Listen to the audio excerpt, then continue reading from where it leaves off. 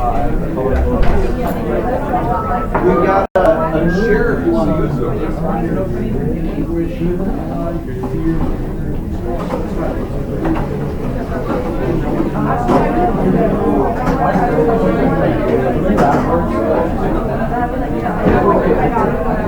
All right, we should get started to be able to. That's a good question. Is it about carrots? Oh my God! Stop. What? I bought it for him. He's gonna watch it. Is it a good one? Yeah. No, over the past couple days I've been doing a lot of coaching softball, baseball, that sort of stuff, and so I haven't had the time to really dig in. I don't need it today. Oh, really? Yeah. So what did you do? It's Monday. Oh, okay. It's just meant to be kind of an activity that you did to get yourself. Oh, I thought it was due today. Okay, never mind. Yeah, check the baskets on the left-hand side over there with the yellow ones poking out. What's up? Okay. All right. I don't know if we're going to be doing the games today, but if we do, we'll keep that in mind. What's up? Have you explained like the Industrial Revolution? Yeah. So let's first of all let me get the concept outline up here. So for the Industrial Revolution, the question that she was asking about, first of all, tonight we should take care of any questions you guys need help with. And so if you are chatting right now, it's going to be really hard for me to talk over all you guys. So the question was about the Industrial Revolution. When you take a look at the causes of the Industrial Revolution, we want to look to, first of all, which Industrial Revolution you're referring to. So there's two of them that are, a couple of them that are important in the 1800s. The early one is going to be the one that deals with like textile mills and so the Lowell mills and steamboats and canals and that sort of stuff that we have in the early 1800s. Late 1800s is going to be your second Industrial Revolution that deals with railroads, big businesses, Carnegie, Rockefeller, Morgan, those sorts of things. It was. Okay. So which one do you want me to go into? I just wanted to like know what they were like. I don't need to go super in depth. I just wanted to get like a basic idea of Yeah. So that would be where I go from. Is you've got those two in the 1800s. We've got another one in the early 1900s where we modernized with the assembly lines and Henry Ford Model Ts. And so we've had a few different industrial revolutions that we typically look back to. Okay. Anybody else? Questions before we get started? Go ahead. Who is Charles Coughlin and what did he believe in? Charles Coughlin is that guy that we learned about who was, sorry, here we go. He was the guy during the Great Depression who was a Catholic priest who had a radio show, and he was the one who was anti-Semitic, who argued that Jews controlled our banking system and we should nationalize all the banks and take them away from Jewish people, and then have the government get more deeply involved in the banking industry to make sure they don't crash again. Okay. Okay? Go ahead. There's one essay question from this packet. Does analyze the political, diplomatic, and military reasons for the United States to defeat the rest of the war? Yeah. And then like 775 to 783. Okay. Because like I can think of the actual things that they're background and the British, like I don't know. Can you give me the categories again? Yeah. Political, diplomatic, and military. Okay. So let's start off with that first, because that's a really good place to begin from.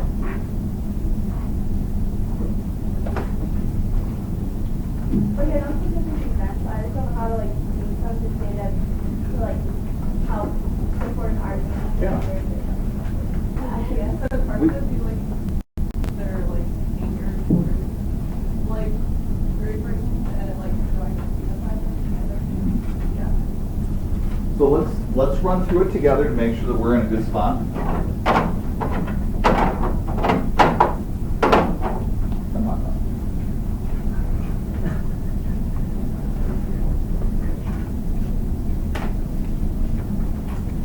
That's just one way.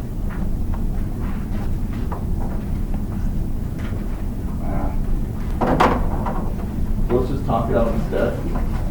Politically, What things could you think of that could be used to explain how politically America was able to win the American Revolution, starting in 1775 and working their way forward? Well, I'll start with the first Continental Congress. Okay.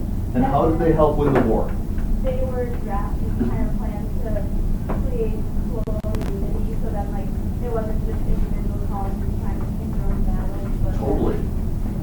like is that enough though? They're also sending the olive branch petition over to England. They're warning the people to start stockpiling ammunition. They talk to them about boycott attempts, and so they're the ones who are coordinating all of these activities to be rebellious against the British.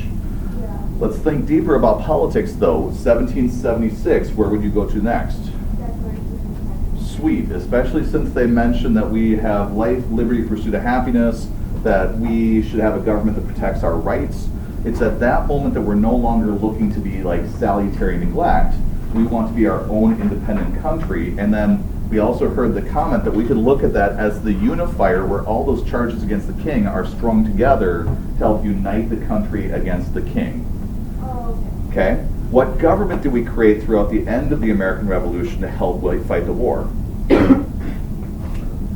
It was the Articles of Confederation. Fantastic. Great wartime government from the standpoint that at least you've got something minimally to hold the people together, even though after the war it's terrible because we have the states fly off in their own directions. And then we've got leaders like Jefferson and Adams and other sorts of individuals who are working to try to maintain politically a unification for the country. Next one was diplomatic. And when they say diplomatic, there's a code that's going on there. So when we talk about diplomacy, we have one major country that we really want to get on our team. Who is that? France. France. And who is the guy over there who's winning the French over to our side?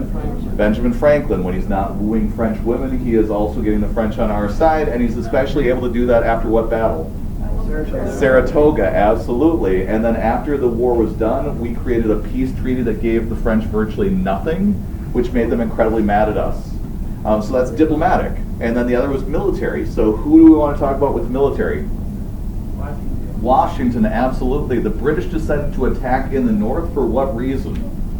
What was their... They want to take out cities. That's the European strategy for winning wars. And the problem is 90+% of Americans did what job? Farming. So go ahead and take our cities. We don't even care if you take them. So the first half of the war, the British take over our cities and they start chasing George Washington around the back country, trying to track him down. And Washington is wearing out the British will to fight. Kind of like the war that we just got done fighting in the 1960s. What war was that? Except in reverse. And so we're going to have the same problem happening over there. Eventually the British are going to choose to move from the north to the south. And they make a fatal error. What offer do they make to African Americans in the south that is highly detrimental to their war effort? Freedom. If you fight for the British, you get to be free. And Southerners go bonkers over this. So you have some of the bloodiest fighting happening in the southern part of the United States until eventually Cornwallis is trapped in what city? Yorktown. Fantastic. So militarily, we've got this warfare that's going on where we're going to have attempts by the British to attack certain areas, and they're going to be thwarted by both George Washington's tactics, where he's running and evading and attacking bad times, and then also the attacks in the south are going to malfunction because of Southern resistance. And the French. Yeah. Were there like specific names of like battle strategies that were? He is very much going to be fighting traditional battle strategies, so a lot of kids go overboard and talk about how he only used guerrilla tactics. Those were only in very limited ways. Usually he does straight, normal battles where we have lines of people marching at each other. He's just not afraid to retreat and also to pick his spots. So like where he's unusual is like the Battle of Trenton, where he's crossing the Delaware on Christmas during winter when you normally don't fight battles, because that's when he can catch his enemy at a disadvantage. Okay. Any other questions before we get started today? Go ahead. Okay, this is a rather ethic question, but Yep. I didn't know how to answer. So it says the Bill of Rights does not come from the desire to protect the liberties won in the American Revolution, rather from a fear of the powers of the federal government. So I was thinking like state rights versus non-government. Say the question again.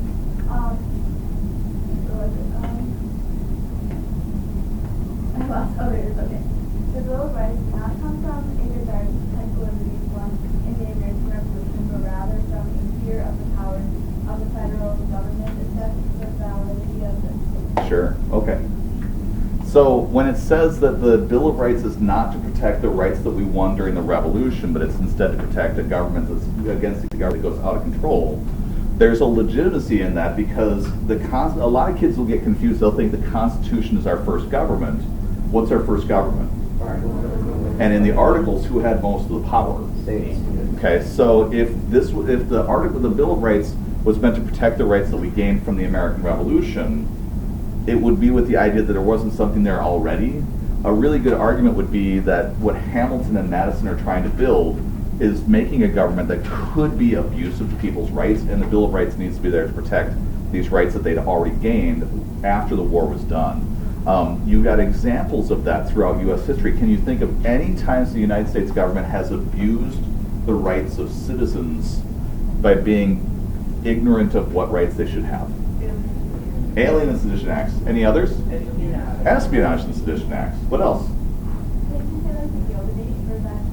How so?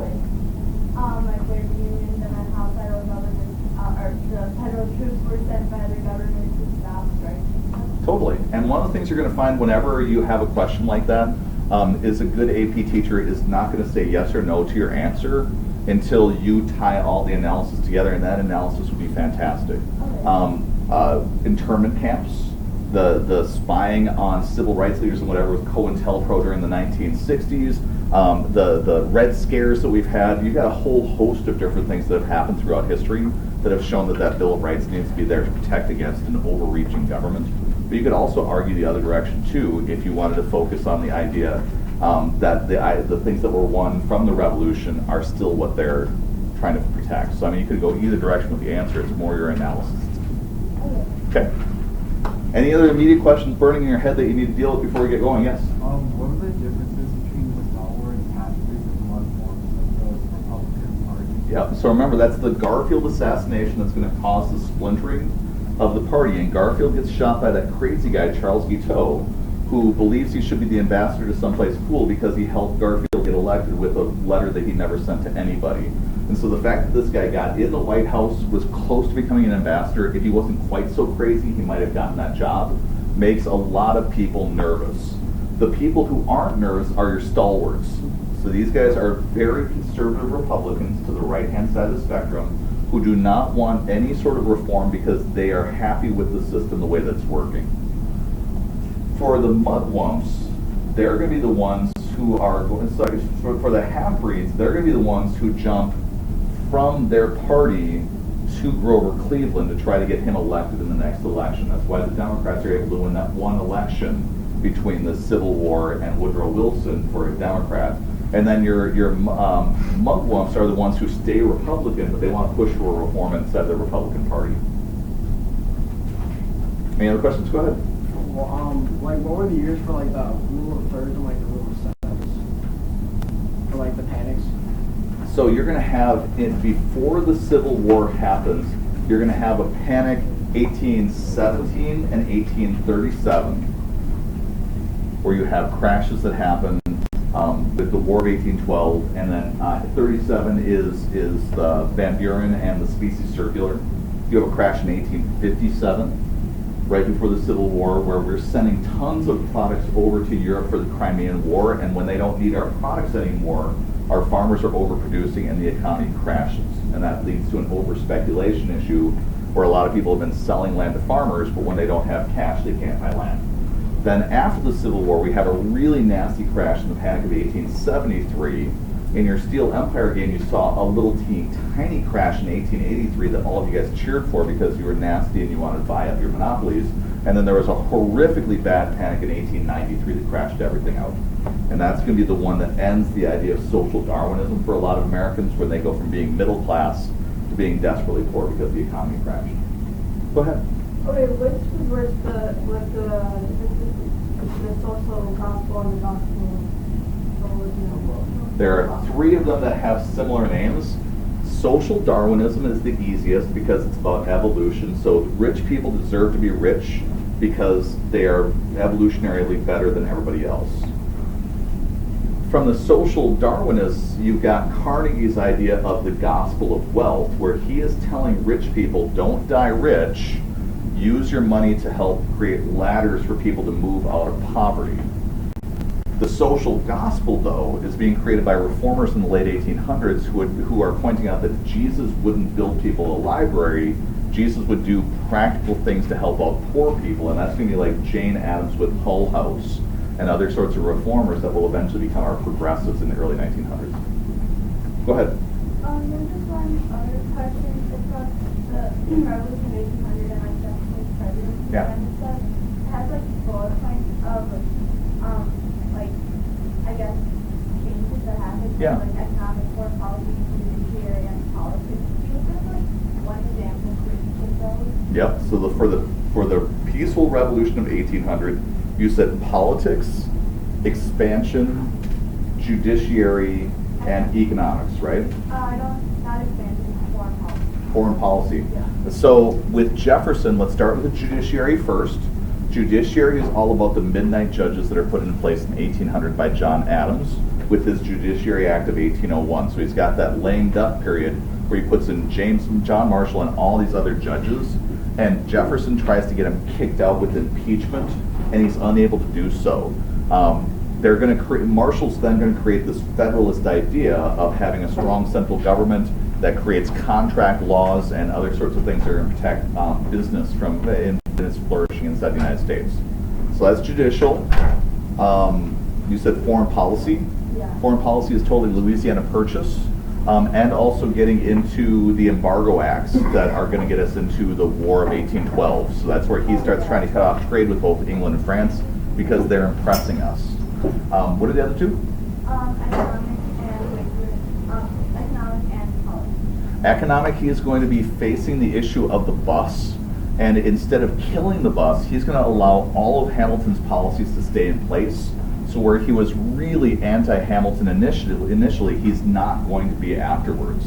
And politics kind of weaves in the same thing, where we talk about him being pragmatic, where instead of holding on to his ideas of strict constructionism, democratic ideas, we see him doing a lot of things that Hamilton did, because once he's in a position of power, he becomes more comfortable with a more loose constructionist viewpoint on how the government should run, whether it's the bus or funding and assumption and that sort of stuff. And then, so with the bus, did he was just fine with letting the charter expire and then? Correct. And then they put something on there? Yep, so the bus ended in 1811. It started in 1791, had a 20-year charter, so it's going to end in Madison's presidency. And then when the War of 1812 happens, Madison's going to realize it would have been really cool to have a central bank to do like borrowing with bonds and that sort of stuff. So that's why after the war, we're going to create another bus in 1816. That'll be the one that we have that's supposed to go till 1836 through Jackson. Okay. Okay, go ahead. You go through Baker v. Carr and Bake versus Regents of the University of California. So Backey versus the Regents is going to be an affirmative action case where he is going to be wrestling. They're going to be wrestling with the idea of, can affirmative action be used to allow equal students or somewhat unequal students to have a preference going to African Americans. It's a reverse discrimination case where you're going to have an argument that there's discrimination that's happening against this white guy who's trying to get into the University of California.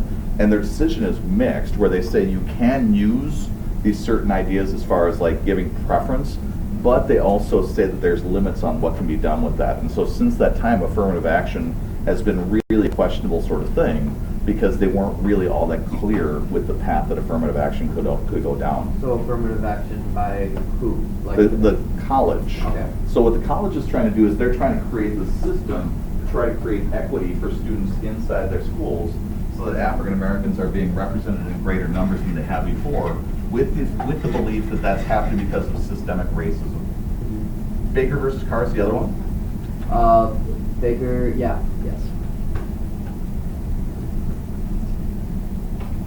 Baker versus Carr is a little bit complicated, but it has to do with the term redistricting.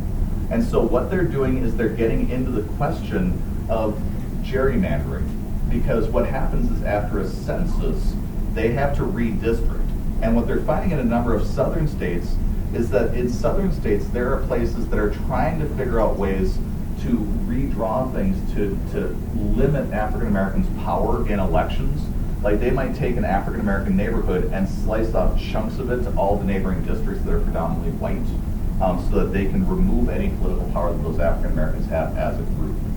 This is going to rule that the Supreme Court can get involved, and it's calling for a one-man vote policy, where in the South they would sometimes just divide stuff up geographically in equal sections, even though out in farm country you may have like 10 people living in one area while you might have 1,000 living in another area. The idea that they're equal in geographic space doesn't make sense. It should be divided instead based on population. So if you look at our state, we have some districts that are gigantic, and then Minneapolis is subdivided into a number because you've got so many people concentrated there. Okay. Okay? Go ahead. This is a little more recent. Go with from fighting Al Qaeda. Yeah. They said that they use asymmetrical warfare. So asymmetrical warfare it's trying to figure out ways to use modern warfare tactics to try to defeat the enemy. And what that means is it's choosing from a whole host of different strategies to be able to attack your enemy, rather than just using conventional straight battlefield tactics. It may be sabotage, it may be airstrikes, it can be a whole host of different things. Trying to embrace what you heard with JFK with flexible response. Any other questions? Otherwise, we can dive into period 9, and then we can get back to your questions later too. Just one quick one for the DBQs. Yeah. Is it gonna also point out like periodization or CCOT or stuff like that? So good question. Remember, with your DBQs, they might roll into some of those skills, but the only skills they're checking on is they want to see if you can do a thesis synthesis, which is identical to your long answer essay question. The skills they're asking you to demonstrate, though, are contextualization. So it's kind of like periodization, but giving the context for the event in a bigger time period. They want to see you bring in outside evidence that you can use to support your essay, and they want to see document usage, both the usage itself and happy to extend the documents. And when you're using the documents, they want to see if you can use the documents to contradict, to show similarities, differences, or to qualify an argument, to show by grouping them that these things are working with one another. So those are the skills they want you to demonstrate with that one, and then on your long answer essay questions, when they'll tell you this is a periodization or a CCOT or whatever. Okay. Okay, go ahead. Your outside evidence does it have to be like the document or Outside evidence doesn't need to be a document, it just needs to be a specific fact that helps you answer the question better, that is not contained in any of the documents or the question itself. Okay. Okay? And then on the long essay, you had like contextualization is always part of the DQ. Yeah. But would it ever be the skill for No. the long answer? I was thinking like Long answer essay questions will always be either compare contrast, continuity and change over time, CCOT, periodization, and cause and effect. Did I say that already? Cause and effect, change over time, CCOT, and periodization. Those four. Anybody else? Otherwise, we'll roll into period 9 and get you the facts you need for that, and then we can stick around and do whatever other stuff you need to do, or else we can play a review game and watch Rachel keep score. She does a really good job of keeping score, by the way. Her tallies are on point. So let's get started then and take a look at your framework.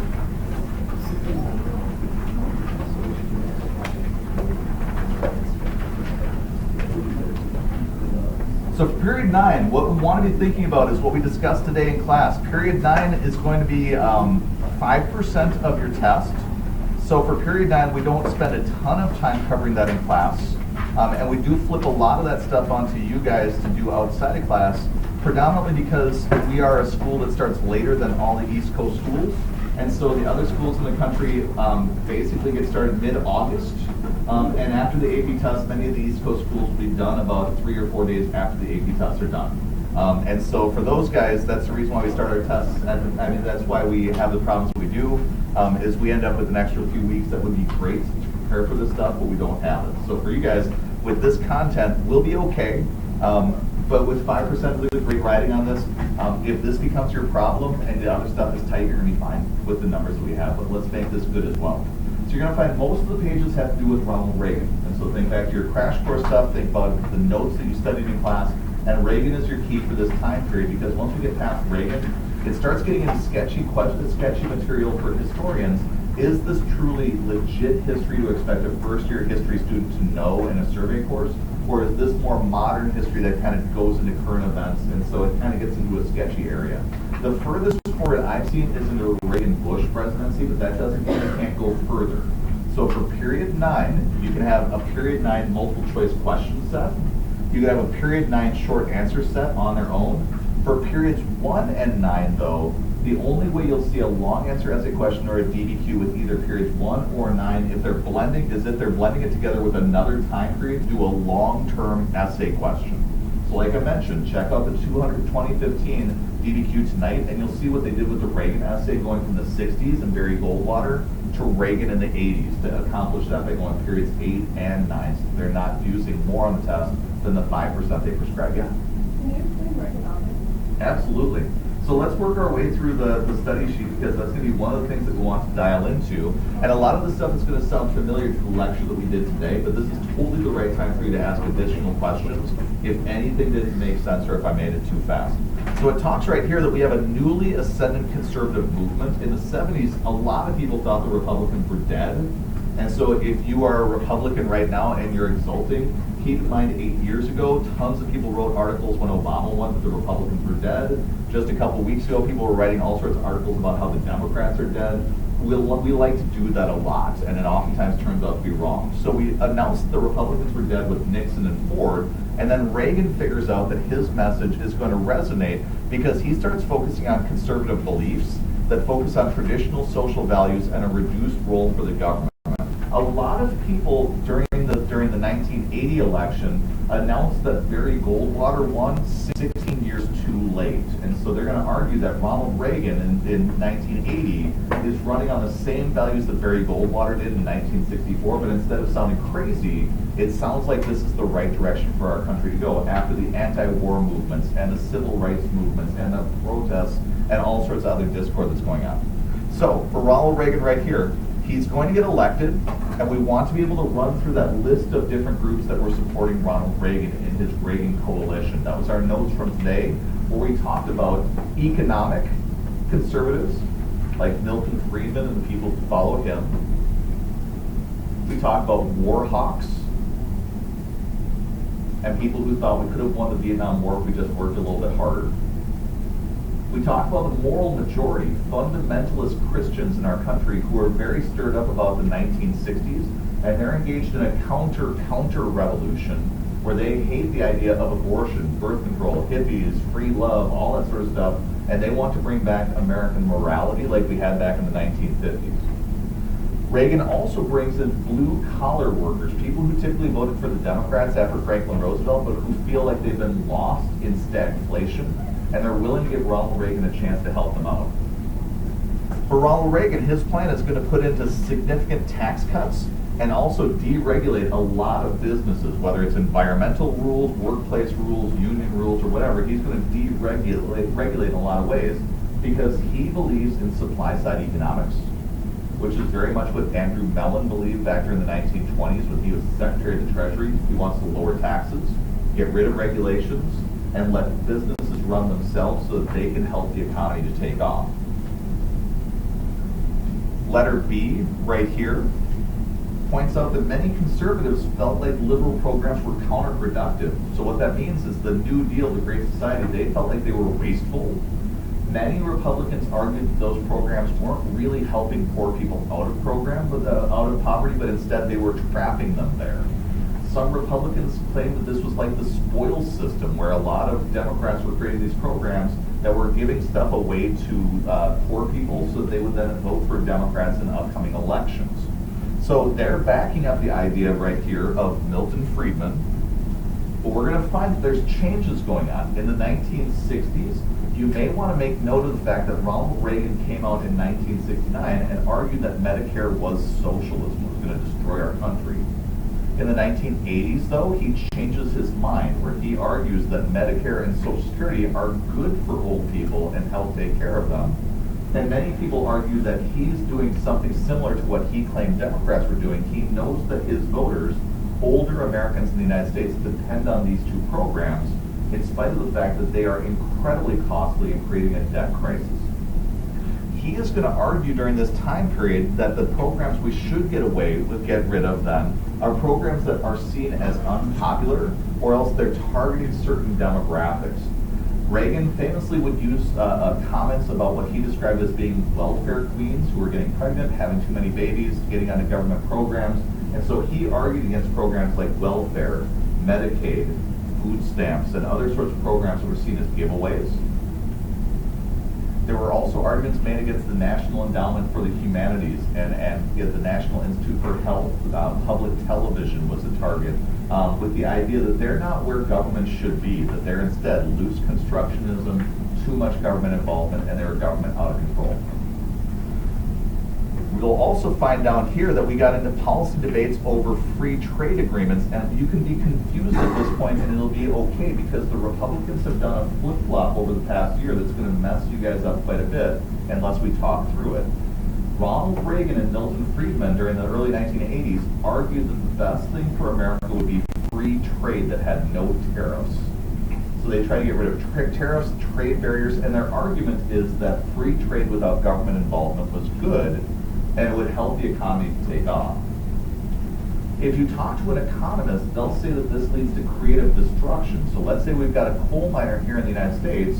That's a dirty job that's polluting. It damages the workers. If we can get people in China to mine our coal, we could take these Americans, send them to our high-class universities, retrain them for high-tech jobs, and that will help to improve our economy. So during Reagan's time, it's Reagan, Bush, Clinton, Bush, we're going to get into free trade deals. The most famous of them that you want to be able to mention is NAFTA. NAFTA is created during the Clinton presidency under pressure from Republicans in Congress. It's the North American Free Trade Agreement where we get rid of all tariffs and trade barriers between us, Canada, and Mexico. For many Democrats during that time period, they were nervous about NAFTA because they claimed that there was a gigantic sucking sound of Mexico sucking away all of our jobs. And what we're going to find from the 1990s on is that many of our jobs will leave our country to Mexico, China, other sorts of places. And instead of Americans being able to reinvigorate themselves and find new jobs, globalization has led instead to a lot of people being stuck at a place where their pay isn't going up anymore and the jobs really aren't improving for them. So if you listen to Donald Trump now, he's talking about tariffs and trade barriers and other sorts of things to protect American workers. That used to be a solid Democratic position. For Ronald Reagan, he'd be against all of that stuff. He'd be into the idea of giving free trade to try and letting us trade with other countries. They also mentioned the scope of the government's social safety net. That's the debate over things like Medicaid, welfare, food stamps, and other sorts of programs that Reagan and other Republicans will claim are defeating people's willpower to work. Many Republicans will also point out that if people wanted health care, what they should do is get a low-paying job to start off with, get skills, and the attraction of getting a job with benefits like health care should be enough to move all Americans up. So instead of giving health care to like poor people with Medicare, or else with the Affordable Care Act, is instead let's give people the incentive to get this on their own by working really hard to get their own health care. So that creates a battle and a debate that we have throughout the 80s. It also mentions that there's calls to reform the United States financial system. So during Reagan's time period, and even with Jimmy Carter's time period, we have an effort to do deregulation. And let me give you some examples of what's going on there. Number one, we're going to wipe out the Glass-Steagall Act during this time period. So that was the act that you learned about during the Great Depression with the bank holiday. That one was tricky way back when, and so when I described it to you, it took banks that had been giving out loans to buy on margin, and they were also taking in money from just moms and dads who want to save their cash, and Glass-Steagall split those banks. So if you wanted to be a safe mom and pop style bank, you could be one, and if you followed the rules and regulations of the government, you could then be protected by FDIC. If you wanted to be an investment bank playing around with margin, go ahead and do that, but you don't get FDIC, and you have to let everybody know that your bank can go bankrupt and nobody's going to bail you out. During Reagan and Clinton's presidencies, they're going to unwind Glass-Steagall, and we're going to have banks remerge into these banking institutions that can now get into risky investments. At the same time, we're also going to deregulate the stock market. And So we're going to make it easier to invest in and play around on the stock market, and it's going to lead to huge booms. But during the period from Reagan's time on, we didn't have huge crashes from the New Deal forward through Nixon and Carter. We had stagflation, which was a downturn, but it wasn't a crash.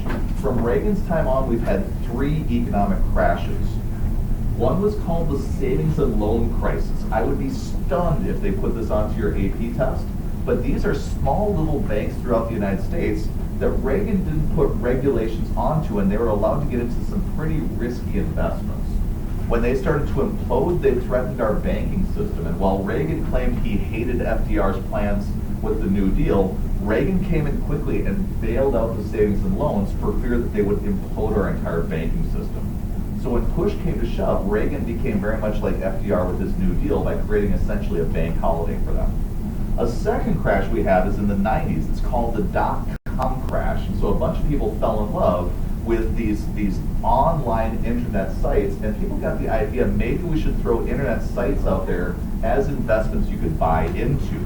People started throwing tons of cash in because the internet is brand new, and all of a sudden these websites like pets.com are huge and boom for a second like the 1920s, and then they implode and crash the next day, and we have a gigantic economic downturn because people panic over that. The biggest crash you want to be able to talk about, though, is 2007. The 2007 economic crash is pretty simple if you just take the 1929 crash and replace houses for stocks. We have people who want to flip houses. They're taking out loans from banks to buy houses that they're going to flip for more money 2 years down the road. The problem is the housing market goes up and then it dips. And in order to keep the housing market going, the government and private lenders came up with the idea that they should start giving loans to poor people who had no business buying houses, because if they bought the houses, they could then sell off these mortgages and throw them onto the stock market. So in this crash, we're going to blow up the banks and the stock markets and insurance businesses and all these other businesses that are tied up into housing, and so everything starts imploding. What's key is you want to be able to talk about what Bush and Obama did compared to what happened in the New Deal. So what Bush did is he tried to behave like Hoover. He described rugged individualism, and he talked about something called moral hazard. He said, let's let the banks fail, and if they fail, it's their own fault. What he discovered afterwards, though, is all of these banks had been trading all of these dirty securities. They had all these mortgages that nobody could pay back, and they were sneaky style selling these things to all their neighboring banks because they could fleece them and take their money. What they didn't realize is the other banks were doing the same thing back to them. So all of them were filled up with these ticking time bombs of mortgages that were about to explode, and they were all about to go off simultaneously. When one bank failed, George Bush decided that we had to step in. So he tried to be like Hoover as well, and then when he found out the bank system was about to crack, in 2007, 2008, we were afraid ATMs would stop working. It was that bad. And so Bush brings every bank to the White House, sits down with them and says, you are going to take a bailout. And they're like, we don't want one. And he said, you are definitely taking a bailout right now. And he declares essentially a bank holiday where I'm going to go through your books, create all these brand new regulations, and you have to obey our rules from the government. This bank bailout is controversial nowadays, and it causes many Republicans to hate George Bush as much as they hate Democrats. Also, afterwards, he's going to bail out the automotive industry. We're going to start creating stimulus programs. He's going to try to create works programs to try to help turn the economy around. And then when Obama comes in the presidency, he tries to do the same. The place where they're going to run into problems is the idea of doing reform is kind of okay, although Republicans who are coming from the Friedman School don't want any new regulations because they believe that regulation will hurt the economy and hurt businesses. So for Barack Obama, when he comes in, his most famous rule that he's going to create is known as Dodd-Frank. The Dodd-Frank law creates all sorts of brand new rules to replace what was lost with Glass-Steagall, telling banks what they can and cannot do to make sure that they are not too risky going into the future.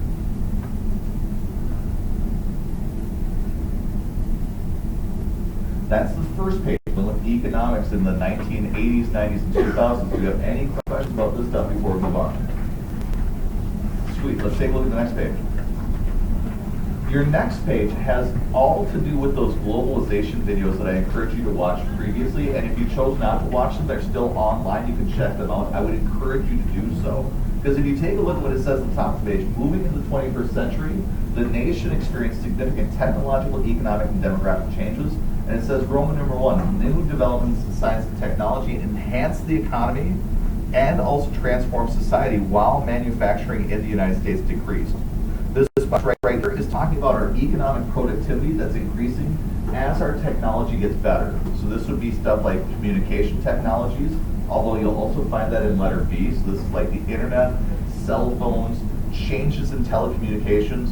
In the old days, it used to cost a ton of money to call anybody long distance. When they broke up the telephone companies, so one of the things that Ronald Reagan does is he's going to deregulate telephones. Like in telephone industry, in the old days, you could rent a phone from Ma Bell.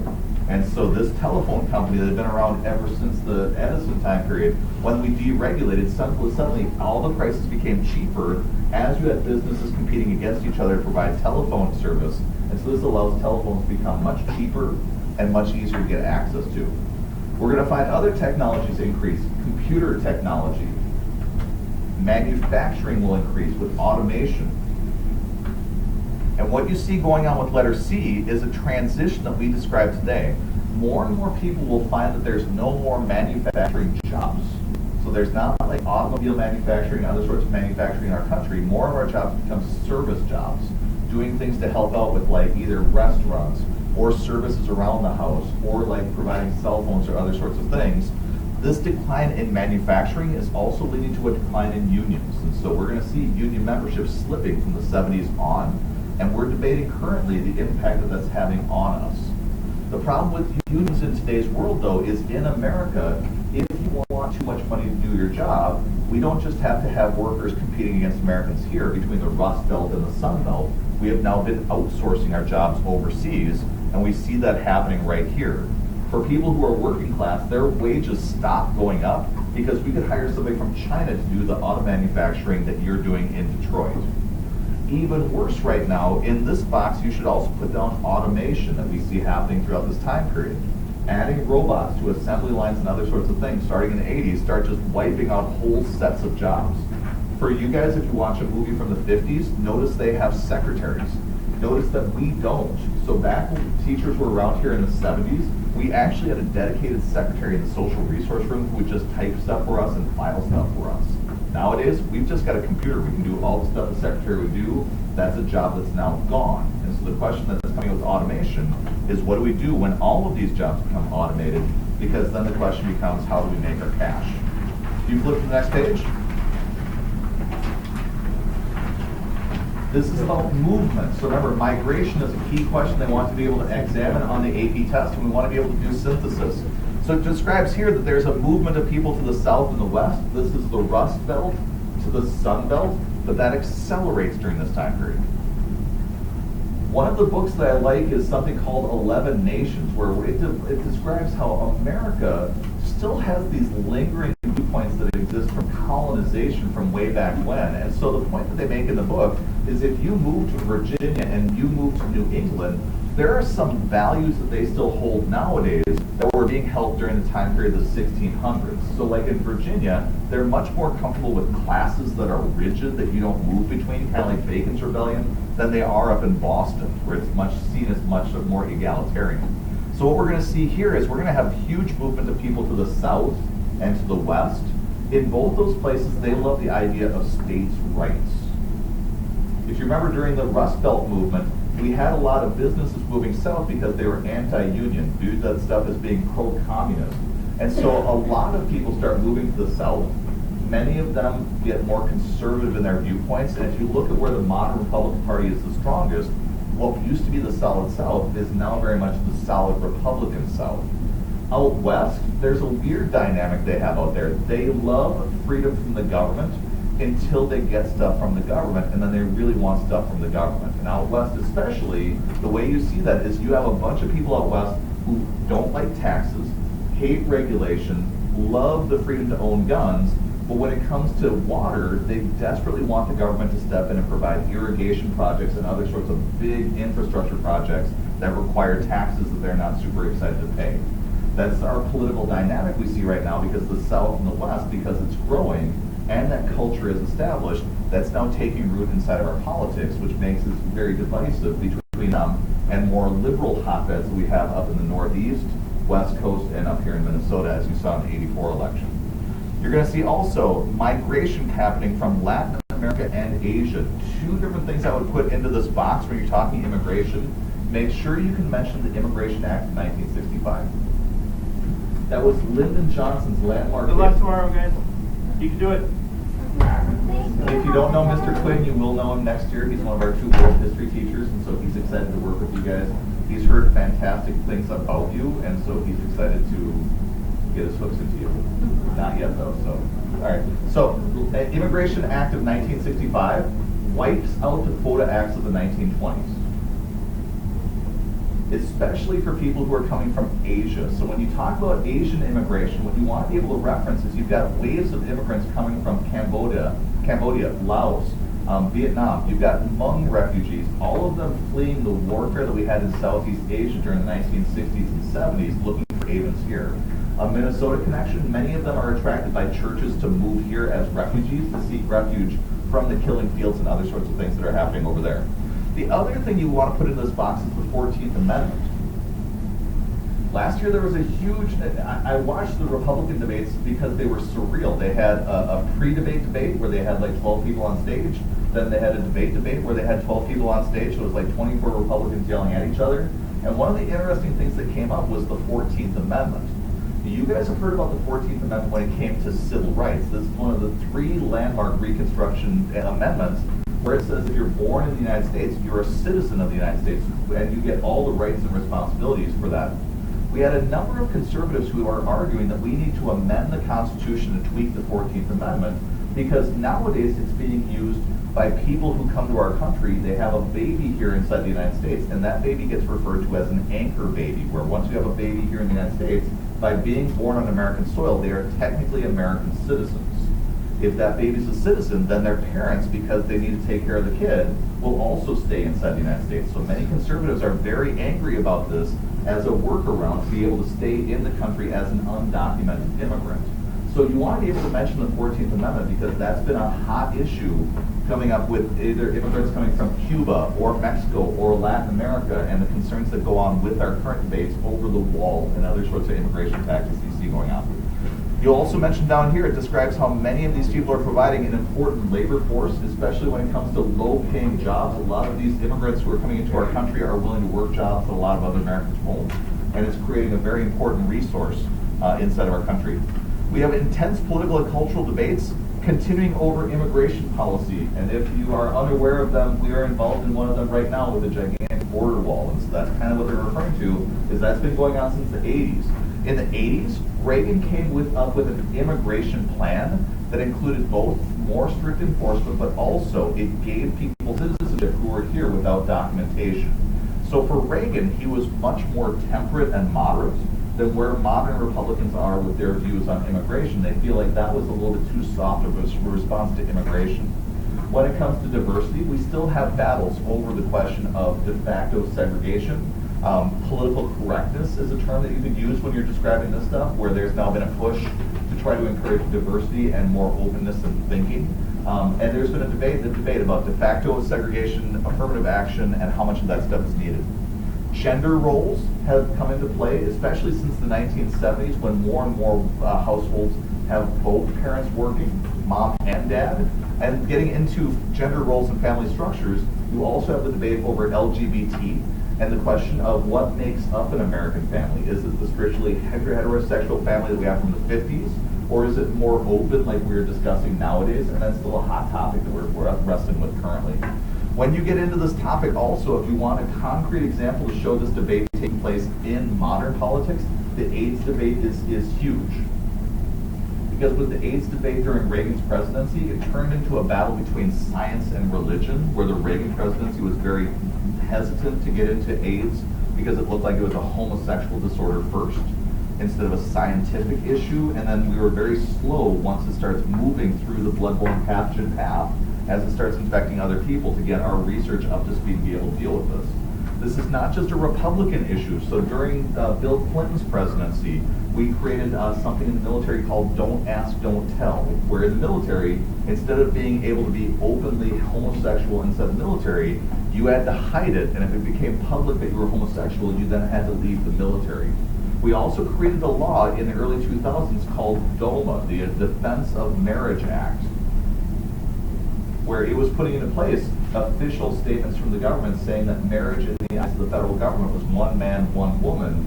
And during the Obama presidency, he was choosing to ignore that as he was allowing same-sex marriages to happen in certain states, where he allowed that to be states' rights to overturn federal law, which is a battle we've been seeing ever since the earliest times of our court. So we have got issues that are still roiling nowadays that divide our country quite severely. Your next page, Reagan. This section is all about the Reagan Cold War. If you watch that Cold War video, you should be 100% set, taking a look at Reagan and how he ramps up military spending, especially with SDI. What was the nickname for SDI? Star Wars, where you got freaking lasers blowing up missiles as they're coming across the horizon. And it's going to convince the Russians that they should ramp up their military program, which is going to drive them into bankruptcy. Yes? Okay, can I just share something? Yes. Okay, so next year the next will be on like this year, right? It'll be on May 4th, right? Like if it's at the same time. And so May, yeah, okay. May the 4th be with you. They should make it all coincidental. One of my favorite things that Mr. Quinn did today is Mr. Quinn destroyed my former AP students. These are kids who were in my class last year. And he comes in and he goes, hey, may the 4th be with you. And they're all like, yeah, hey. And then he drops the bomb on them. He's got this wit where he loves to be this dry wit that makes you feel awkward and sad. And he said also, hey, by the way, another anniversary today, Kent State. Oh. And so everybody's like,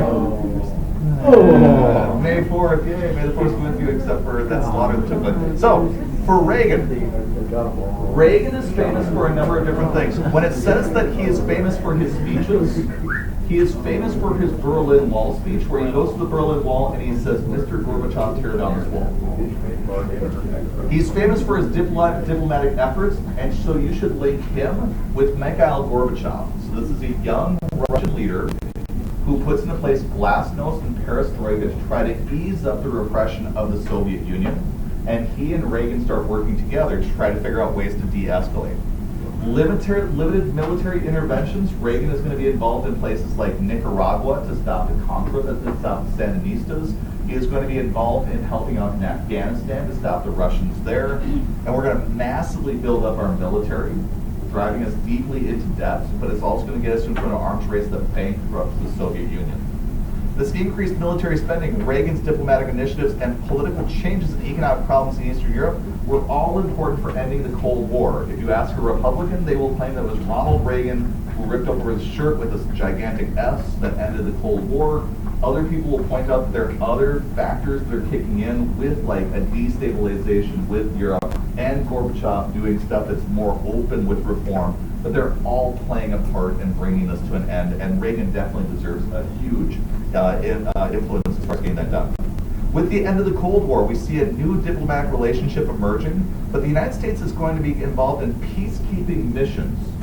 So let me run through them for you quickly so that you can identify them tomorrow. For George H.W. Bush, his is the Persian Gulf War, also known as Desert Storm.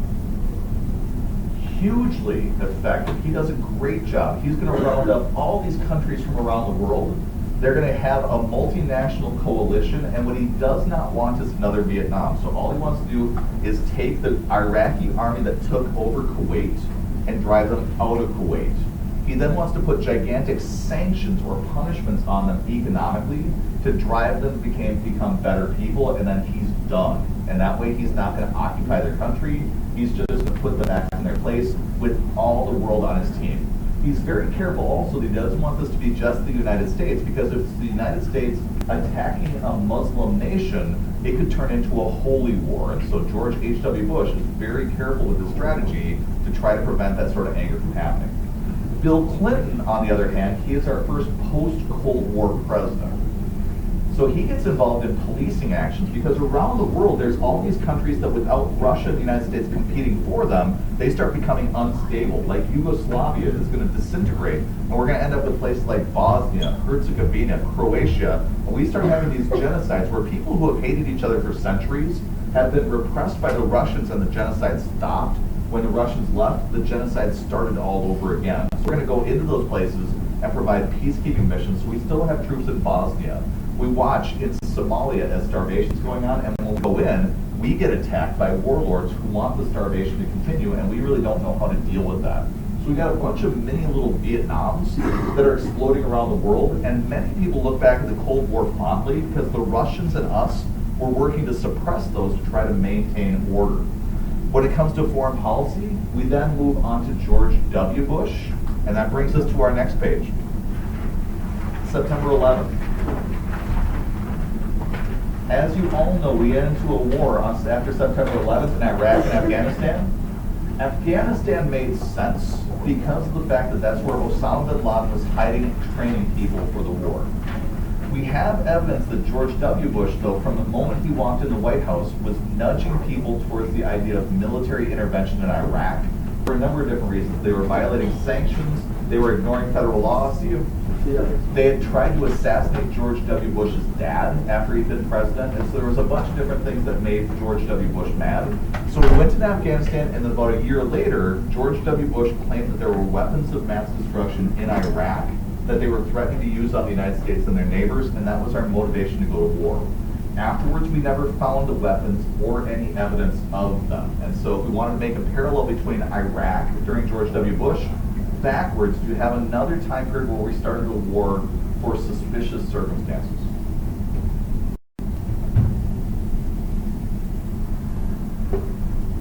Mexican-American. Absolutely, because we claimed that the border of the Mexican-American War was the Rio Grande, when they said it was the New Chase River. What other war that's a little bit more recent, including LBJ? Yeah, absolutely, because the Gulf of Tonkin looked like it was invented when we got into the war. We claimed we were really attacked badly, and it turned out we weren't. So in this war with Iraq, we had unity after 9/11 with the war in Afghanistan. There was huge approval ratings for that.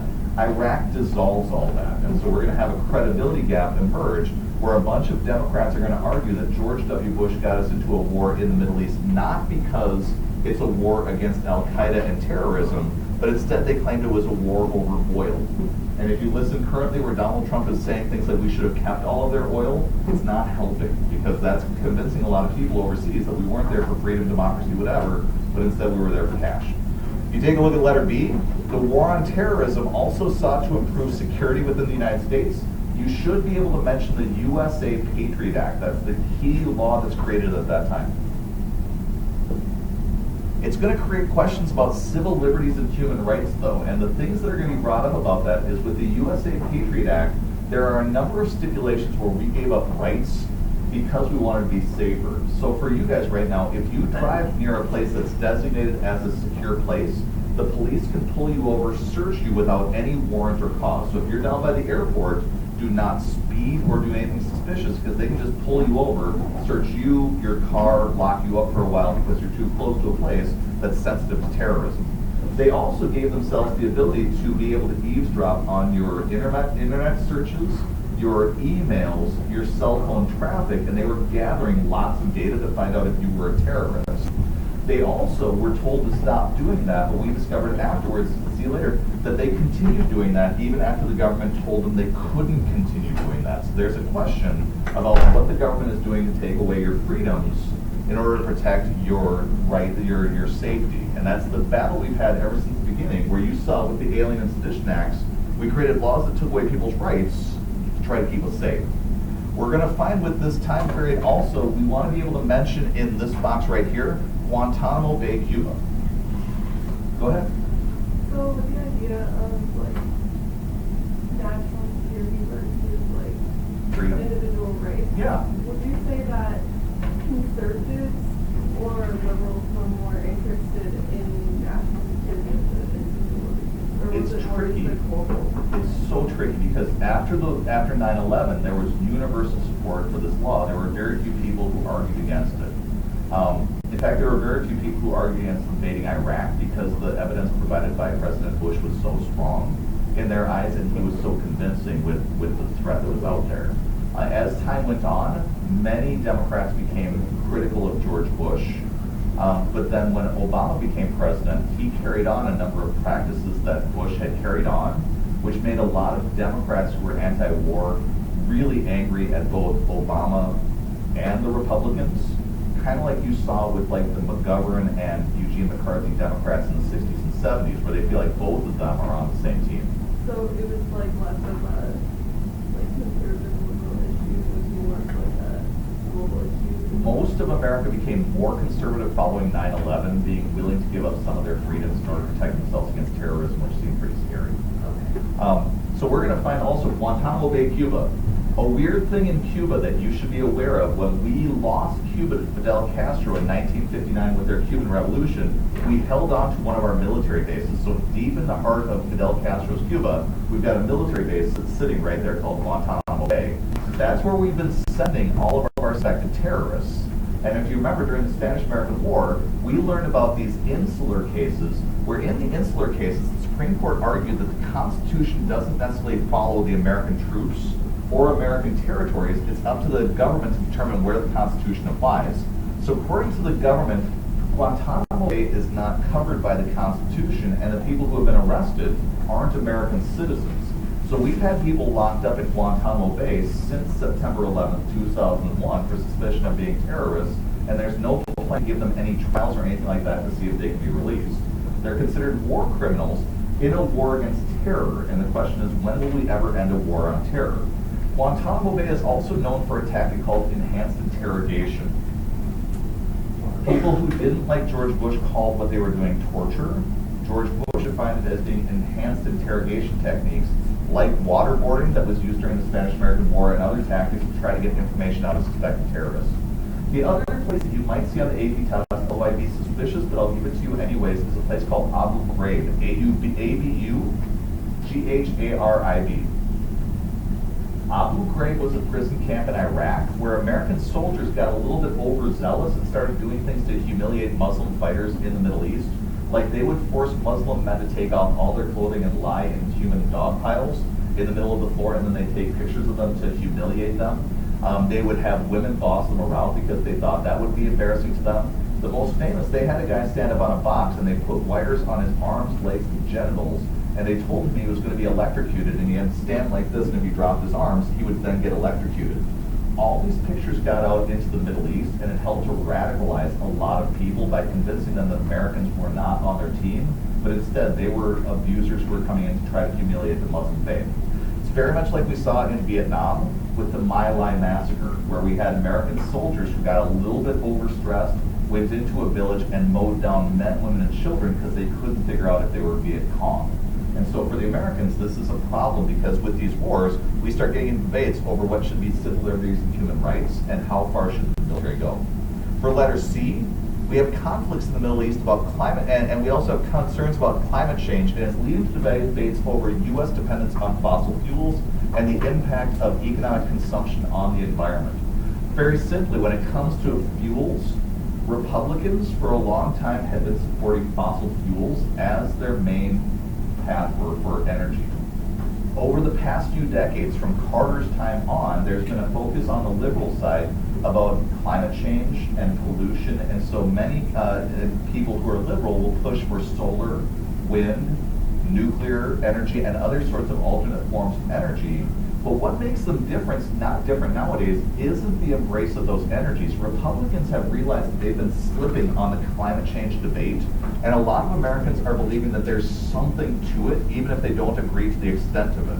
So most Republicans nowadays will argue that they're in favor of an all-of-the-above approach, and that's been what's been said since the Bush presidency, where Republicans will say, sure, we love solar, wind, nuclear, that sort of stuff. Let's let the market decide what the energy solution is going to be, though, rather than having the government step in. What makes liberals different is liberals want to provide stuff like subsidies to help these businesses.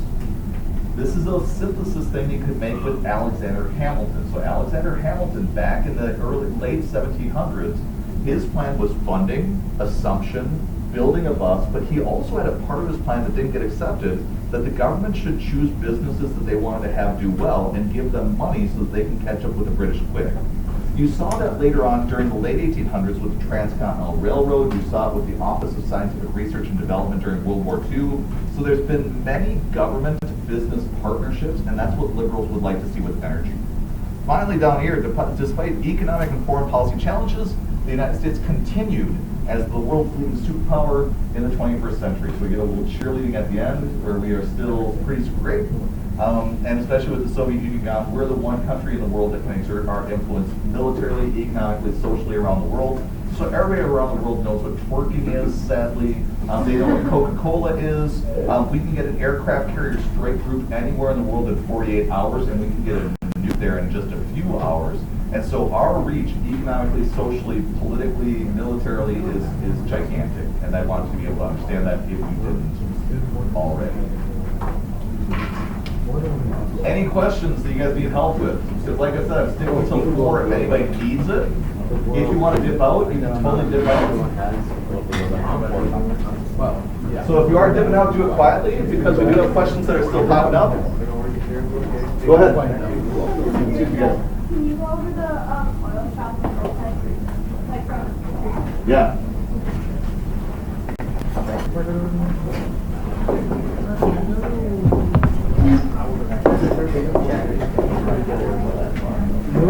Sorry. So what OPEC does to us in the 1970s is pretty funny. If it wasn't happening to the United States. And so what happens is, in the Middle East, they're really feeling nationalistic. There's a lot of anger about Israel. There's concerns about America's involvement militarily in the region, especially given what happened to like Mossadegh and Iran and other sorts of things. So when Israel's able to defend itself, in 1973, OPEC is going to shut down our access to oil for a while. Essentially, they're sending a message to the United States that they can do things to us that is going to hurt really bad, and they're trying to convince us to behave differently towards them. The funny thing that OPEC would do, though, is when OPEC would do this sort of shutdown, the price of oil would start off down here, and then as the oil became more scarce, you're all right. Are you good? She asked the question, so I'll make sure. Yeah. Okay, that's fine. I can stay. I think, I don't know. Well, I might like to. Go for it. Sorry about that. Okay. You're all good. So good. Bye, Bye, Seth. Seth. Bye, Seth. Bye, Seth. It's revolution. What OPEC is going to do to us back in the 70s, they're still doing to us nowadays. And it's funny, except for the fact that it's really hard for us to develop an energy policy then. So when oil gets shut down, the price starts going up. In America then, we've got all this oil where Rockefeller sucked out of many different parts of the country the easiest oil to get to, where there was still oil underneath, but it's kind of like the last part of your soda that's trapped inside of all of the ice, where you have to really suck hard to get all this stuff out. That's the oil that we've got left. It's really expensive to get out, and so if we can get oil for super cheap from the Middle East, why waste your time getting this really expensive oil out that you would then need super high prices to justify? When these prices go up, though, places like Texas will realize that we're now entering a price zone where they could start pumping that oil because now the price is high enough for them to actually make a profit. What OPEC would do to us, though, in 1973, and they did it again in 1979, is they would wait for us to get our oil rigs going, pump up a lot of money into infrastructure, and then at that moment, they would open up the spigots and the price would then crash. And so all these American oil rigs would then get hurt. We did the same thing in 1979. And it's kind of like Lucy Kick holding the football for Charlie Brown, if you've ever seen that in Peanuts. He always gets suckered in, and then he always messes up and ends up missing the ball. If Texas is good, they've got all of this oil where Rockefeller was able to take out all the easy oil in the early 1900s, but then he abandoned those rigs because you're getting into areas where it's like rockier and harder to get the oil out, and so it's going to be really expensive to process that oil out of the ground. If you've heard recently, we've had this fracking boom up in North Dakota where they're able to get natural gas and oil out of the ground, and OPEC did the exact same thing last year. They all of a sudden just flooded the market full of cheap oil, and all of these people who are making gobs of cash up in North Dakota, suddenly all these oil rigs went bankrupt because of the fact that the price dropped to a level that they couldn't make cash off of fracking. So we still are having this battle with OPEC, which is leading some people who are conservative to argue that what we should do is have the government take all the regulations off of oil drilling and drill as much as we can. Sarah Palin was famous for saying, drill baby drill. For Democrats, their argument is with like solar technology and other sorts of technologies, energy is becoming so cheap to produce with alternate forms that maybe we should just go that direction and abandon oil, especially when it comes to like electronic cars and that sort of stuff. So that's moving away from the history into the modern politics, but that's where you run through the 80s. Okay, thank you. Yeah. And OPEC lately has been just trying to make as much cash as they can quick. So they've just been flooding the market with cheap oil, which if you're trying to make the argument to go with alternate energies, it's really hard to when you got $2 gas. So, yeah, go ahead. So for OPEC, do they like just, do they have more, or did they find it later? They've got it. They've got tons of it in Saudi Arabia, like massive reserves, and then also through Iraq, Iran, and what they are is a cartel. So it's all these oil-producing and exporting countries that realize that if they individually try to take on the United States, they'd be in danger of being invaded. But if it's like 10 countries together that produce all of our oil, amazingly, when they cut off all of our oil, all of our tanks stop moving and our planes stop moving, and then we're helpless. So instead of fighting with OPEC, we became really tight friends in the 80s with Saudi Arabia, even though they've got a horrible record for human rights and other sorts of things. And they may have helped out the 9/11 attackers with their terrorism. Enemy of my enemy is mine. Any other questions? Go ahead.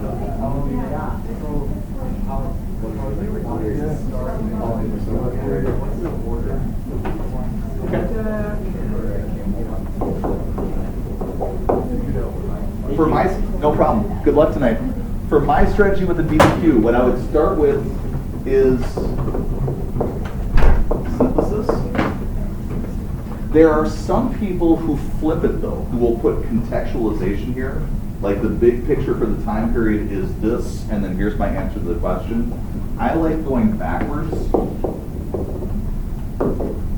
in paragraph 1, and then thesis must be in your first or your last paragraph, preferably both.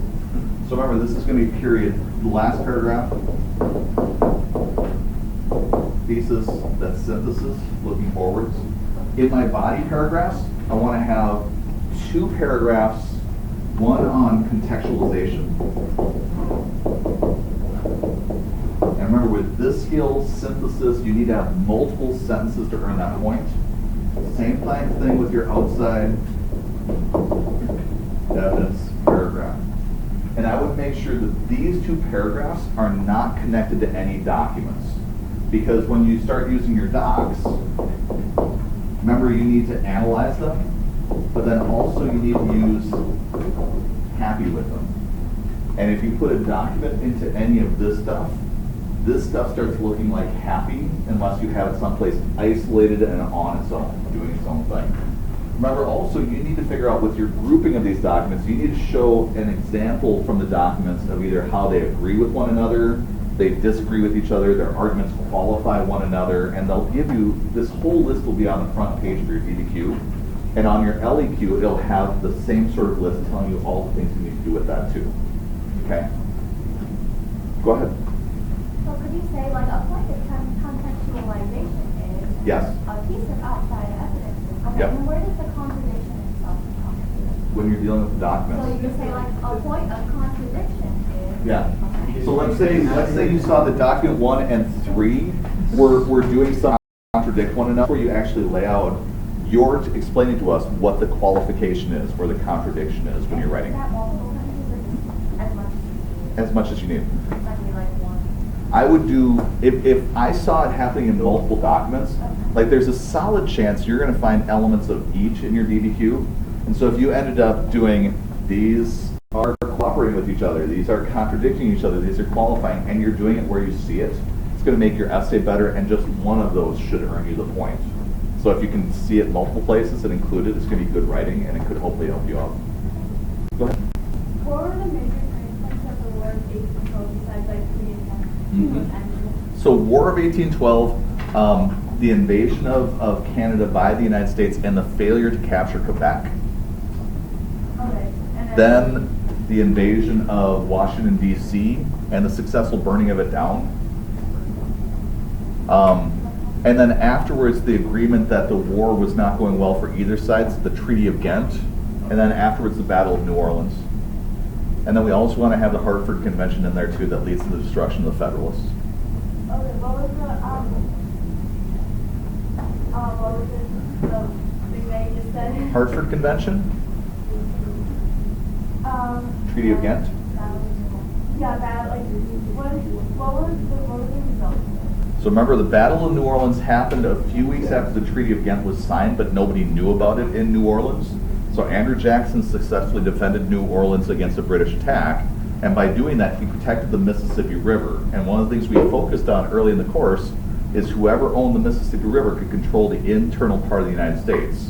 So you saw early on during the articles, the Spanish closed off the Mississippi to us, and then they reopened it with Pinckney's treaty later on during the time with Jay's treaty. So for Jackson to defend the Mississippi, it was vital, because even though there was a peace treaty, if the British would have taken New Orleans, they might have reopened the war, because they could then starve all the people in the Midwest because they couldn't be able to trade. Yeah, and then she quickly go over the major turning points in the Korean War. Absolutely. So for the Korean War, we talked about 4 different stages of the Korean War. So imagine this is Korea. You got your 38th parallel. The first step for the war, going in 1950, is North Korea invaded South Korea, and it enclosed South Korea's troops in a place that's called Pusan. So they're just trapped. MacArthur and the United Nations then came in. So this is stage number 1. When the North invaded the South, was it like a dictatorship within the North? Yeah. South, like overthrowing like government that was there? No. It was the communist government in North Korea. The current North Korean leader's grandfather was in control, and he kept pushing China and Russia to give him permission to reunite the entire peninsula as a communist place. Oh, so they were divided up as like the North. Okay. After World War II, because Japan had conquered Korea, and we ended up with a South and a North, where South wasn't communist, but the North was. So the South was controlled by Syngman Rhee, and he was our friend because he was anti-communist. Go ahead, Chad. Oh, yeah, I guess nationalists. I mean, they're not super fans of, like, Korea doesn't want to be dominated by China. They just like to create their own communist. So why are they just kind of like part of China?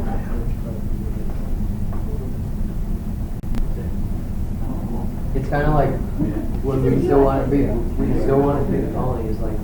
I mean, it's simplistic to the question you're asking, but I don't really know the definitive answer for why they didn't eventually get absorbed by China. But I know they don't want to be together. Like our current leader of North Korea, he wants to have his own like private place where he is the supreme leader and people worship him, and it's kind of weird. So step 2 is MacArthur with his breakouts. So MacArthur, the United Nations, he's going to invade here. So this was known as Pusan. He is going to be invading Incheon. This is like a D-Day style invasion. So this is the largest amphibious military invasion ever in U.S. history. It's going to dwarf what D-Day was. And at the same time, they're going to move north like this. So this is all happening in 1950. MacArthur is going to accomplish containment at this point, but MacArthur is going to convince Truman that it's a brilliant idea to instead invade North Korea like this. And then MacArthur starts making the mistake of announcing to the world that he wants to nuke China and invade China and attack them. And so stage 4 is going to be a gigantic Chinese counterattack that drives America right down here to where we started in the first place. That middle area is now known as the DMZ, or the demilitarized zone, and when you hear about struggles between North and South Korea now, that's where all the tensions are happening. Because when we end the war during Eisenhower's presidency, it's not a surrender, it's an armistice, so the war's still technically going on. Yeah. Okay. Go ahead.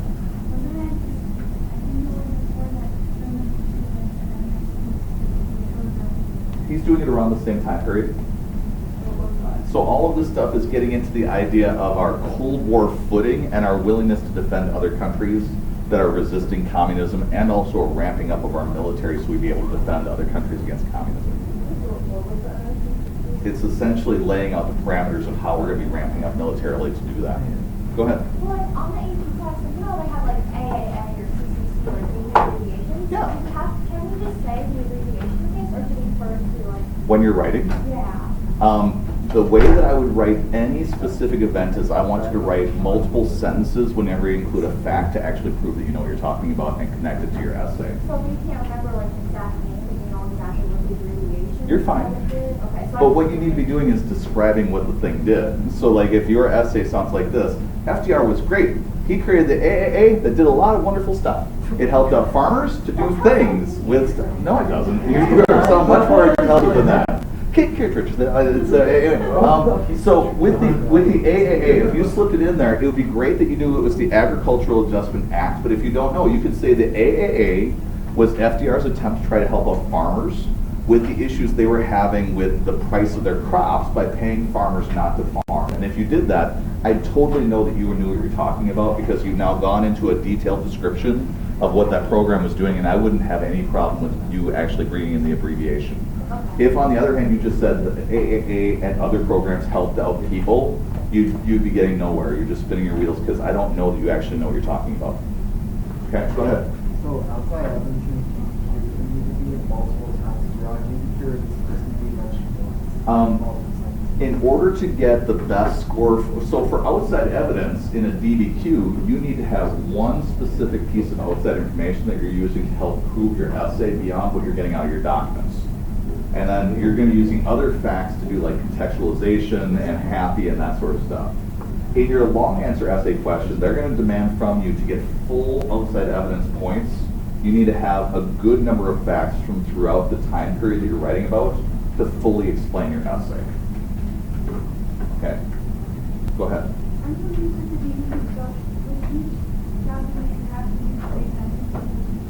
No. And the outside evidence can just be throughout the whole thing, and then have to be one paragraph, and have to be one paragraph. So let me be more clear about that. For contextualization, 3+ sentences, like a full paragraph to do that one. 3+ sentences also with the one specific piece of outside information that you're using that's not contained in any of the documents. The way you're also bringing in outside information is here. So you're going to want to have 3+ sentences for your synthesis to demonstrate that skill fully. But this is also requiring outside information. So the way you do your outside information here is you're going to do your analysis for your document, and then you're going to include an additional sentence to do one of these 4 right here. And this doesn't require multiple sentences here. It's just going that extra step above to do historical context or intended audience or whatever. So the 3+ sentences are for these other skills they want to see demonstrated fully. What they don't want you to do is just drop a hint or an aside that you've got an idea of what's going on. They want to see you fully flesh it out. Is that good? Okay, go ahead. So for synthesis, you know, I like us to do 2. So if we, like, the first one is perfect, like it works for synthesis, would the second one count as outside evidence? No. It needs to be outside evidence inside the time period you're writing about. Go ahead. For contextualization, does that have to be like a bigger picture, or can it be like a specific event or like the thing that's going on? So like, I don't know, for example. Did you say contextualization or outside evidence? Contextualization. Okay. So like, say talking about the Revolutionary era. Yes. And then, I don't know, can it be like during this time, the Articles of Confederation or in like South or government and like explaining it? I would say contextualization is more a bigger trend that it's part of. So if you went into the idea that it's a rejection of mercantilism or a rejection of colonialism, or it's an assertion of, like, it's one example of John Locke's ideas. See it, no problem, good luck tonight. John Locke's ideas of life, liberty, and property, and getting into that bigger context of how the Enlightenment is working its way into this question. It's very much taking a bigger trend and saying this is one example of many to demonstrate this movement during this time period. Okay, because that's what I did to like both of them, but then as we come with the Revolutionary era, I don't think they're like bigger than the first president before. But if you think about like the context for that essay, revolution in and of itself is what the American Revolution is part of. Because if you think forward from that time period, then this is where you get into the question of synthesis compared to contextualization. You know that the American Revolution is one of many revolutions, including the French Revolution, Haiti Revolution, the revolution against the Spanish Empire, and so it really kicks off a lot of those revolutions that you can either use as your contextualization, that that's a trend of the time period, or a synthesis to link forward to say there's a connection there. And it's up to you with your analysis for what of the two you're going to be diving into. Okay? Yeah. Any other questions that you guys have, content-wise or anything else before I turn you loose today? Go ahead. Can I just bring you this list and then you talk about any of them that are relevant on? It has a bunch of stuff that's like random. Okay. Go ahead. Wait, so the Revolutionary War is the war of attrition?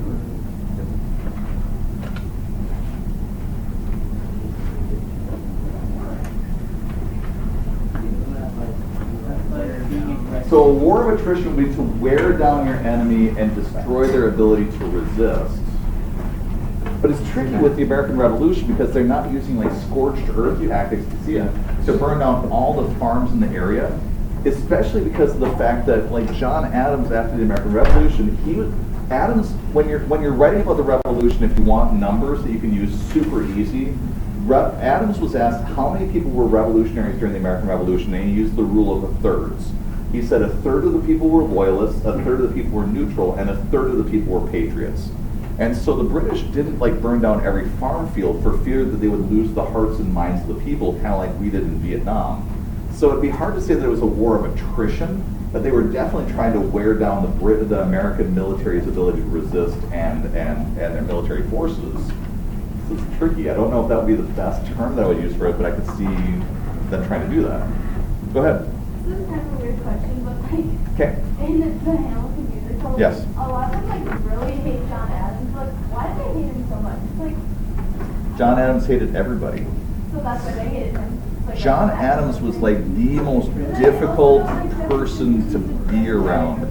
Well, yeah, that's like Hamilton. Yeah. So John Adams was this elitist, snooty, easy to offend type person. Yeah. They would laugh at him a lot. They would laugh at him a ton. So Adams, when he would go over to Europe, none of the Europeans liked him. Like he would go there with this puritanical sort of attitude, and in France he got nowhere. And then when Ben Franklin came in, he was like, just ignore that guy. And he'd drink alcohol, hang out with them, do all sorts of Parisian things. And Adams also struggled during the Declaration process.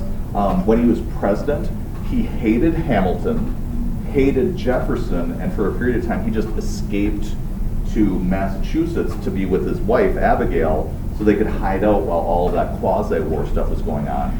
And then after the election of 1800, he just dipped out of town and didn't even stick around to greet Jefferson because he was so mad about how the election went, and then he did his midnight judges stuff. He wasn't totally hated though, so like at the end of their life, Jefferson and John Quincy Adams were sending letters back and forth to each other, and they became really good friends. And I believe it was Adams who died, and his last words were, "At least Jefferson still lives," but it turned out Jefferson had died just a few hours earlier, so they both died on the same date, July 4th, like 1824. So soulmates, bromance, it's crazy. Bromance. Okay, so let's Square Deal. Square Deal is Andrew. Let me just Yeah. Like what sort of game? I the really World want War to see game. Rachel Something that Rachel score can TV. keep You're track of. legendary. Just be, we just need Rachel to keep track of it. Just yell out one of them. Your and- list. It's not bad. All right. Okay, so Who knows what this radio is? You can see the thing, what's that and say? then we can guess it. And let's then just run through this quick because we got a lot of them. Square deal. Teddy Roosevelt's domestic programs that are meant to give a square deal to the workers, and specifically like breaking up monopolies, the anthracite coal miner strike, Pure Food and Drug Act, Meat Inspection Act, and workplace laws. Fair deal is Harry Truman, and his ideas do not get anywhere because he's facing the do-nothing Congress, and so he's got Republicans and Southern Democrats who are shutting him down, especially over the issues of bigger government and civil rights. New federalism and new nationalism. Do you mean new freedom? Okay, so new freedom and new nationalism was the debate that we had going on with the election of 1912. Woodrow Wilson ran on the idea of new freedom, and what he argued was that the central government was too strong, but he also argued that businesses were too strong. So his idea was, let's break up every monopoly, and then once all the monopolies are gone, we'll then shrink the size of the government, and we'll go back to the old style of government we had with Jackson, where we had small government, small businesses, and so on. When World War I got started, he moved from new freedom to Teddy Roosevelt's idea of new nationalism. And new nationalism was the idea that there are some good and bad monopolies. We should regulate them like crazy, make them efficient. And Wilson shifts to that mentality because World War I requires that we have big businesses that are able to operate. Okay? Zach Taylor. So Zachary Taylor, hero of the Mexican-American War, fired by Polk because he's becoming too successful, and he gets replaced midway through the Mexican-American War by Winfield Scott, who is going to become the guy who comes up with the Anaconda Plan during the American Civil War. He also runs for election as a Whig later on. Zach Taylor becomes president in 1848. He's our last Whig elected president. He's also somebody who's a Southern Louisiana slaveholder who everybody thought he was safe for slavery. And then during the Compromise of 1850, he tries to add California as a free state with no deals for anybody else. And then mysteriously, he drops dead during those speeches between Calhoun, Clay, Webster, and Seward.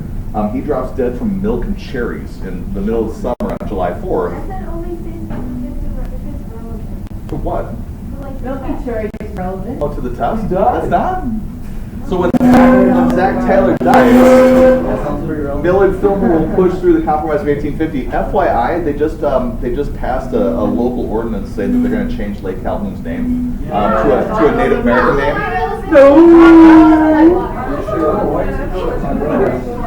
All right. I'm incurring Melissa's wrath, and so let me get back on tack. Unfunded liability. An unfunded liability is where you create a law that doesn't have the funding behind it, so you've actually got a mandate, but it doesn't actually have any money behind it to pay for it, so it throws all the burden on the states to pay for stuff. In the 1940s, Truman desegregated the military, vitally important when you're doing a civil rights case, because it shows the court system that we can desegregate something vital like the military, and it doesn't have destructive impacts. So it's that, and also Jackie Robinson desegregating baseball that allows Brown to take place. The debt ceiling is what we were running into when we were talking about like caps on spending today. In the 80s, they start creating these debt ceilings where once we borrow too much money, we'll have to get a congressional law passed because they can't rein in their spending and they don't know how to. So this is an 80s, 90s thing. NSC 68 is going to be the agreement that we talked about to figure out ways to actually militarize for the Civil War. First and second party system, whenever you change your two parties in the United States bipartisan system, that's a party system. So our first party system is Federalists versus Democratic Republicans, and that's running up through the era of good feelings. Our second party system is Democrats versus Whigs, and then the third one comes right before the Civil War, Republicans and Democrats. Transcendentalism. Names to know about Henry David Thoreau and Walden. He goes out in the woods, hangs out there, believes that if 1830s, 1840s is when they're most powerful. His book, Walden, is when he goes out and sits in the woods by himself to see where his mind goes. So transcendentalism is about not accepting the world as it is, but allowing your mind to explore places where we could be, and it leads to a lot of rexes. Because when they try to add Texas to the United States, James K. Polk just says, let's absorb everything because he's about manifest destiny. Clay's problem is if he's too aggressive about slavery in Texas, Southern Whigs will love him, but Northern Whigs will hate him and they'll split the party. He gets wishy-washy on the issue though, and he ends up destroying the party anyways. They only elect one more guy, Zach Taylor, and that's because he's a war hero. Great Awakening effects on established churches. So remember, the first Great Awakening, we had old lights and new lights, where they split a bunch of established churches in half. Second Great Awakening is going to encourage reform, where we're going to split the churches again into sectionalized Northern and Southern Baptist and Methodist and other sorts of churches. Panic of 1819, post-World War of 1812. It's going to be coming from the impacts of over-speculation, and it really demonstrates, even with the bus is malfunctioning and it's not strong enough to stop economic crashes like that. Over-speculation in land. And the bus is actually feeding into it, so instead of slowing it down, the bus is pumping all this extra money out west into over-speculation and makes the problem worse. Which is why a lot of southern farmers, like Jackson, are going to get mad at the bus and want to get rid of it because it seems to be throwing gasoline on the fire. McKinley Tariff of 1890 hugely jacks up tariffs in the late 1800s, and this is precisely what farmers don't want to have happen because they want to be able to open up trade so they can trade with other countries more easily.